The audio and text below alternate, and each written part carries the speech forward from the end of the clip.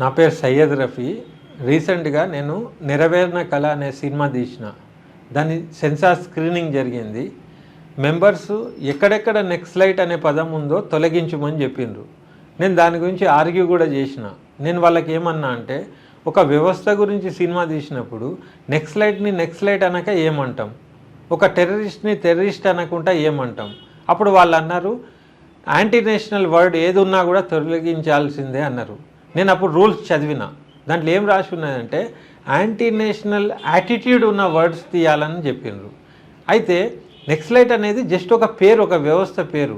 ఇది నేను అర్థం చెప్పి ఎంతో ట్రై చేసినా కానీ వాళ్ళకి అర్థం కాలే.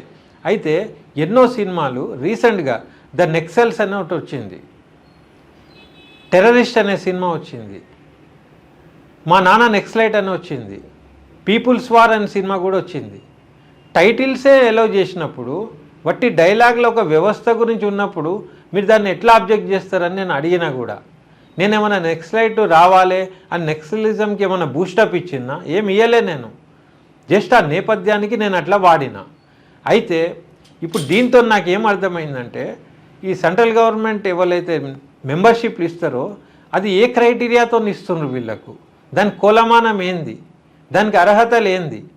అయితే సెన్సార్ బోర్డు ఇది ఒక పెద్ద బాధ్యతాయుతమైన సంస్థ.